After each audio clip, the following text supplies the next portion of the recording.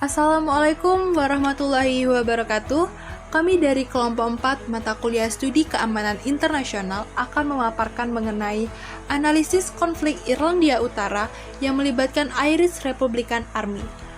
Pada kesempatan ini, kami beranggotakan 6 orang. Yang pertama, Dia Dwi Ramadhani, yang kedua Dita Putri, yang ketiga Gita Cahyarani, yang keempat Namira Khairunisa, yang kelima Salsabila Rahmadieza, dan yang keenam Tiara Siva Salsabila. Baiklah, kita akan masuk ke dalam pemaparan materi. Sebelum kita masuk ke dalam ranah pembahasan yang lebih jauh, lebih baiknya kita mengetahui terlebih dahulu bagaimana latar belakang terjadinya konflik di Irlandia Utara.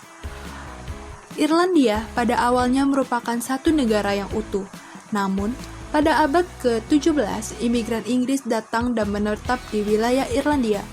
Mereka berhasil menempati bagian utara Irlandia. Kedatangan mereka membuat keberadaan penduduk asli Katolik Irlandia menjadi terdesak, sehingga muncullah konflik antara dua kaum tersebut. Penduduk asli Irlandia beragama Katolik dan penduduk datangan beragama Protestan. Konflik ini dimenangkan oleh kaum Protestan sehingga mereka mampu melakukan diskriminasi terhadap kaum Katolik setempat. Adanya diskriminasi terhadap Irlandia Utara atau penduduk asli di beberapa bidang seperti politik dan militer membuat keadaan semakin berkonflik. Karena adanya dua kepentingan yang berbeda membuat kedua wilayah ini berkonflik. Konflik ini juga dipicu karena kaum loyalis atau unionis telah melakukan tindakan diskriminasi terhadap kaum nasionalis.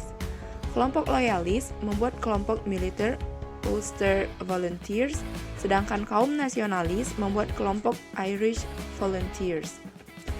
Pada tahun 1916, kaum Katolik dan nasionalis menyatakan kemerdekaannya terhadap Irlandia. Awalnya, kejadian ini tidak begitu ditanggapi oleh kaum nasionalis. Namun, 2 tahun setelah kejadian itu, pihak Inggris mengeksekusi 16 orang yang terlibat dalam peristiwa tersebut. Hal inilah yang membuat adanya perlawanan dari IRA yang merupakan pengembangan dari Irish Volunteers. 1921, Inggris membagi Irlandia Utara atau Loyalist Unionis, Protestan, Anglican British, dan Irlandia Selatan sebagai kaum nasionalis atau Republikan Katolik. Meskipun tujuan awal dari PIRA adalah untuk menyatukan kembali Irlandia, tetapi tindakan agresifnya malah menjadi tindakan teror bagi masyarakat sekitarnya yang memakan banyak korban jiwa. Hal tersebut dikarenakan hasil dari perundingan Traktat Anglo-Inggris yang berisi bahwa mayoritas kaum yang menetap di Irlandia Utara tetap bergabung dengan Inggris. Keputusan traktat yang disepakati oleh Inggris tersebut mendapat respon yang berbeda-beda dari masyarakat Irlandia. Kaum loyalis dan unions menyetujui traktat tersebut dan bergabung dengan Inggris, namun tidak dengan kaum nasionalis dan republik. Mereka menganggap bahwa traktat tersebut tidak mewakili keinginan masyarakat warga di Irlandia. Hal inilah yang menjadi awal mula terjadinya perang sipil di antara kelompok IRA pro-traktat dan IRA anti-traktat yang menginginkan Irlandia untuk bersatu. Perang tersebut dimenangkan oleh IRA pro-traktat. Meskipun kalah, kelompok IRA anti-traktat tetap melakukan aksi bersenjata, misalnya pengeboman, melakukan penyerangan atau melakukan sabotase di wilayah Inggris dan Irlandia. Saya akan menjelaskan mengenai tindakan teror yang telah dilakukan oleh PIRA. Pada tahun 1970, PIRA mengubah taktik pertempuran mereka dengan cara menempatkan anggota mereka ke dalam sel-sel kecil yang beroperasi secara tersembunyi dan sendiri-sendiri. Fase tersebut dikenal sebagai fase pemberontakan atau insurgensi, yang dimana menerjunkan banyak personel dalam satu pertempuran. Selanjutnya pada Juli 1972, dilakukannya operasi Motorman oleh Inggris untuk merebut wilayah Derry dan Belfast sebagai basis PIRA dan kaum nasionalis pro-Irlandia di Irlandia Utara. Karena tidak memiliki persenjataan yang memadai dalam mengimbangi militer Inggris yang memakai kendaraan berat, PIRA akhirnya memilih untuk mundur dari wilayah tersebut dan tetap melakukan aksi-aksi bersenjata mereka. Dalam periode ini, ditandai dengan adanya kebijakan baru oleh militer Inggris untuk menahan mereka yang diduga sebagai simpatis Pira tanpa melalui jalur pengadilan. Pada tahun 1980, dilakukannya operasi militer Test Offensive. Adanya pelucaran roket terbaru dan rancang anti-tank. Inggris mengimbangi serangan tersebut dengan menggunakan helikopter, kendaraan berat, dan tank. Adanya perlombaan senjata tersebut dilakukan agar Inggris mundur dari Irlandia. Akan tetapi, upaya yang dilakukan oleh Pira pada akhirnya tidak dapat berjalan dengan lancar. Tidak tembusnya roket milik Pira dan adanya penjegatan oleh intelijen Eropa di salah satu kapal pengirim stok senjata dari Libya yang terjadi sebelum operasi.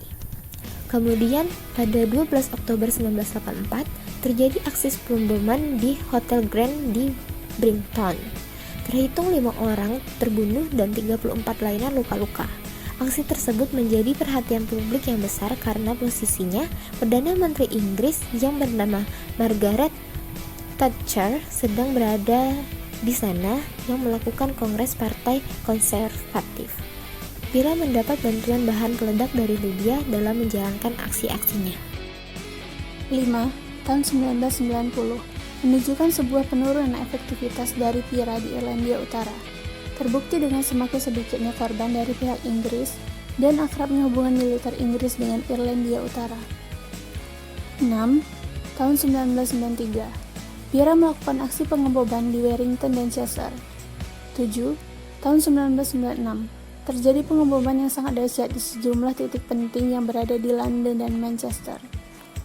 Baiklah, dari pemaparan yang sudah dijelaskan, maka dapat diambil kesimpulan bahwa konflik merupakan suatu kejadian yang tidak bisa dihindari oleh siapapun. Menurut perspektif realisme, konflik bisa terjadi karena sifat manusia itu sendiri, yang buruk, egois, tidak ingin bekerja sama, dan adanya perbedaan dalam kepentingan. Sama halnya yang terjadi di Irlandia Utara. Konflik ini memakan ribuan korban dan menyebabkan banyak kerusakan, hingga adanya ancaman bagi keamanan manusia. Salah satu yang menjadi penyebab dari konflik ini adalah perbedaan kepentingan dari dua kelompok besar yang ada di Irlandia. Dua kelompok ini yaitu antara Official Irish Republican Army atau yang biasa disebut dengan OIRA dan Provincial Irish Republican Army atau PIRA. Dua kelompok ini pada awalnya merupakan satu kesatuan kelompok yang bernama Irish Republican Army.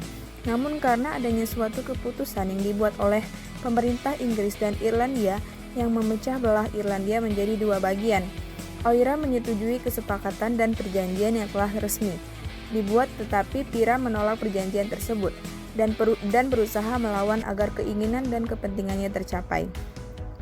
Mereka menyebabkan banyak kerusuhan yang mengakibatkan adanya korban jiwa. Sebenarnya tujuan dari PIRA ini adalah untuk menyatukan kembali Irlandia Utara dan Selatan menjadi satu negara. Namun tindakan yang dilakukan PIRA malah membuat kekacauan dan dianggap aksi teror karena mengancam keamanan manusia. Demikianlah presentasi dari kelompok kami. Terima kasih atas perhatiannya. Semoga bermanfaat. Wassalamualaikum warahmatullahi wabarakatuh.